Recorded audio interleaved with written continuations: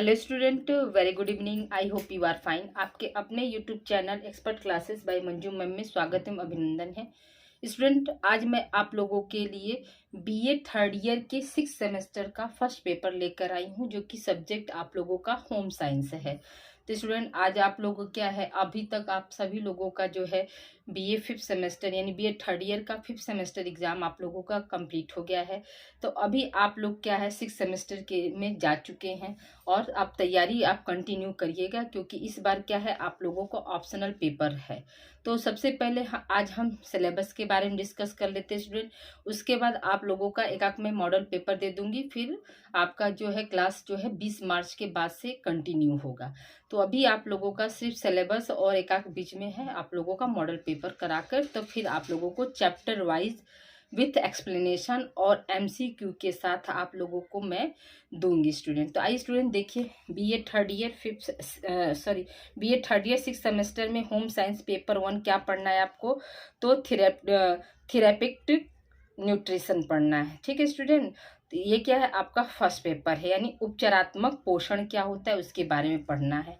तो देखिए इसमें क्या है, इसमें याद रखिएगा कि इस बार सिक्स सेमेस्टर में आप लोगों को क्या है टोटल होम साइंस में 4 पेपर पढ़ना है। First paper, second paper theory रहेगा और 2 पेपर आप लोगों का जो है प्रैक्टिकल से रहेगा। टोटल आप लोगों का जो है 4 पेपर आप लोगों को पढ़ना है। तो आइए स्टूडेंट हम लोग फर्स्ट पेपर की बात करते हैं थ्योरी में। तो देखिए आप लोगों को पहला यूनिट में पढ़ना क्या है। अभी स्टूडेंट देखिए आप लोगों को मैंने इंग्लिश में दिया है, फिर इसके बाद क्या होगा इसी का मैं हिंदी भी आप लोगों को दूंगी। ठीक है, तो परेशान मत हुई। अभी इंग्लिश वाला सिलेबस के बारे में, टाइम टेबल स्टूडेंट सिलेबस के बारे में डिस्कस करते हैं, फिर बाद में इसके बाद क्या होगा, इसके बाद इसी वीडियो के बाद हम आप लोगों को हिंदी में भी सिलेबस दे देंगे। तो ओके स्टूडेंट, तो देखिए आइए स्टार्ट करते हैं। तो पहला आपका क्या है इंट्रोडक्शन, इन फर्स्ट यूनिट में है इंट्रोडक्शन में हमको क्या पढ़ना है, तो definition of health, dietetics and therapeutic nutrition. ठीक है, फिर दूसरा क्या है आपका इम्पोर्टेंस ऑफ डाइट थेरेपी। देखिए स्टूडेंट अभी आपको इंग्लिश वाला दे रहे हैं, फिर इसके बाद हिंदी भी आपको देंगे।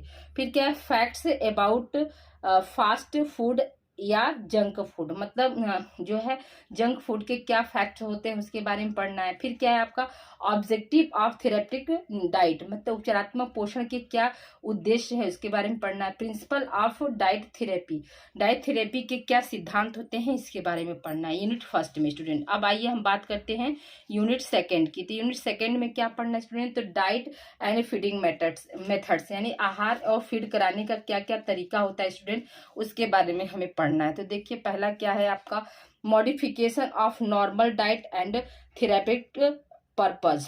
फिर क्या है मेथड्स ऑफ मॉडिफिकेशन, किसके आधार पर है, तो on the basis of nutrition के आधार पर, on the basis of consistency के आधार पर पढ़ना है। फिर क्या है different feeding methods, oral feeding और ट्यूब फीडिंग क्या होता है इसके बारे में पढ़ना। अब आइए हम बात करते हैं यूनिट थर्ड की स्टूडेंट। ठीक है, तो यूनिट थर्ड में हमें क्या पढ़ना है, तो देखिए यूनिट थर्ड में क्या है एनर्जी मेटाबॉलिज्म।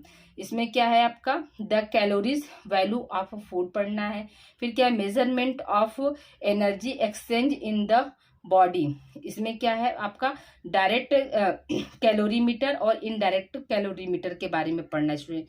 फिर क्या है आपका factors influencing the basal metabolic rate. फिर दूसरा है आपका factors influencing the total energy requirement, मतलब कितना एनर्जी की जरूरत होती है प्रभाव डालने के लिए। तो ये क्या है आपका थर्ड यूनिट है स्टूडेंट। आइए स्टूडेंट हम लोग फोर्थ यूनिट देखते हैं। देखिए फोर्थ यूनिट आपका क्या है, तो फोर्थ यूनिट में diet during fever and infection, मतलब बुखार तथा इन्फेक्शन के दौरान हमारा आहार कैसा होना चाहिए।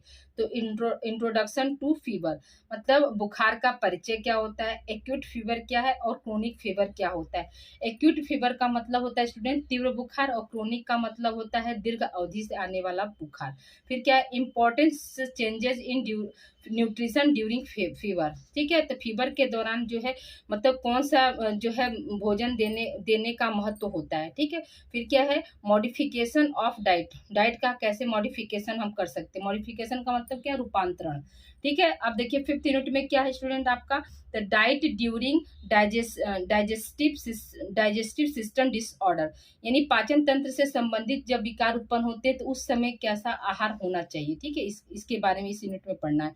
तो क्या है आपका पेप्टिक अल्सर है, ठीक है। पेप्टिक अल्सर का क्या पढ़ना है, काजेज पढ़ना है, सिम्टम्स एंड डाइट मॉडिफिकेशन, ठीक है। पेप्टिक अल्सर कैसे होता है, उसके क्या लक्षण होते हैं और उसमें हम डाइट कैसा देंगे इसके बारे में पढ़ना है। फिर क्या डायरिया एंड कॉन्स्टिपेशन, मतलब जो है आपका डायरिया और कब्ज का जो होता है, तो उसमें क्या पढ़ना है स्टूडेंट, काजेज मतलब कारण पढ़ना है, ट्रीटमेंट मतलब उपचार एंड डाइट मॉडिफिकेशन यानी आहार रूपांतरण क्या होगा उसके बारे में पढ़ना है। अब देखिए हम ये आपका 7वें यूनिट में बात करते हैं स्टूडेंट, सॉरी 6ठा यूनिट क्या है आपका, वेट मैनेजमेंट, यानी हम वेट को कैसे मैनेज कर सकते हैं उसके बारे में क्या पढ़ना है। तो ओवर वेटिंग एंड ओबेसिटी मतलब अधिक वेट और मोटापा के बारे में पढ़ना। तो उसमें क्या पढ़ना है स्टूडेंट, तो इंट्रोडक्शन टू ओबेसिटी का परिचय, काजेज ऑफ ओबेसिटी मतलब मोटापा किन कारणों से होता है, डाइट मॉडिफिकेशन उसमें हम क्या डाइट दे सकते हैं, ठीक है। अंडरवेट मतलब कम भार, तो इसमें क्या काजेज हो जाएगा, उसका ट्रीटमेंट मतलब उसका उपचार हम करेंगे, और डाइट थेरेपी कौन कौन सा आहार जो है हम उसमें लेंगे स्टूडेंट, ठीक है।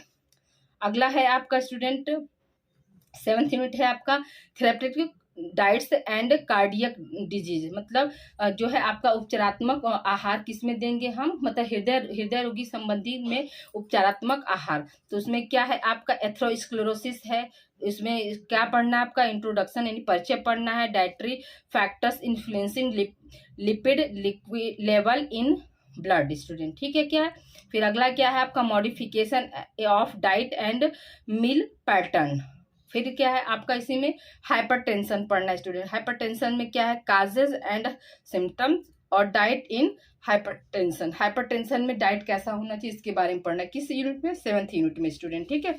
अब देखिए अगले यूनिट की हम बात करते हैं स्टूडेंट, आपका लास्ट यूनिट क्या है आपका, तो एंडोक्राइनल डिसऑर्डर मतलब अंतःस्रावी विकार जो होते हैं, अंतःस्रावी ग्रंथियों से संबंधित विकार जो होते हैं, उसमें हमारा जो है डाइट कैसा होना चाहिए इसके बारे में हमको पढ़ना है, ठीक है। तो अब आइए देखिए हम बात करते हैं इंट्रोडक्शन ऑफ एंडोक्राइनोलॉजी, मतलब एंडोक्राइनोलॉजी का क्या है, परिचय देना है। फिर various endocrine glands and their function, कौन कौन से जो है एंडोक्राइन ग्लैंड्स होते हैं उनके कार्य क्या है, जैसे उसमें कौन सा पढ़ना है, तो थायराइड है, एड्रिनल है और पेनक्रियाज, ये 3 पढ़ना है स्टूडेंट। फिर क्या है डायबिटीज मिलेटस अकरेंस टाइप, मतलब डायबिटीज मिलेटस जो होता है उसके मतलब ओरिजिन क्या होते हैं, इसके सिम्टम्स क्या होते हैं, मेटाबॉलिक चेंजेस क्या होते हैं, dietary modification and educating the patient, और मतलब उस पेशेंट को हम कैसे शिक्षित कर सकते हैं इसके बारे में पढ़ना है। तो ये क्या हुआ आपका इंग्लिश वाला स्टूडेंट आप कंप्लीट हो गया। अब हम आइए स्टूडेंट हम हिंदी वाले में बात करते हैं कि हिंदी में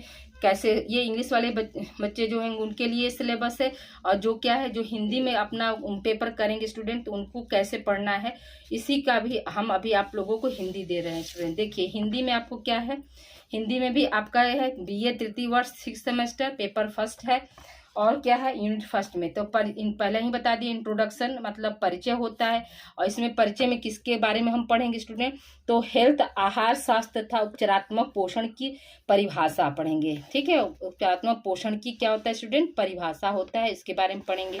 फिर क्या बी भाग क्या था स्टूडेंट उसमें, तो आहार चिकित्सा का महत्व क्या होता है। सी ऑप्शन में क्या था, सी ऑप्शन नहीं स्टूडेंट, सी भाग जो है उसका क्या था, फर्स्ट यूनिट में सी में क्या पढ़ना है, तो फास्ट फूड या जंक फूड के बारे में पढ़ना है। फिर क्या है आपका आहार चिकित्सा के सिद्धांत पढ़ना है, ठीक है।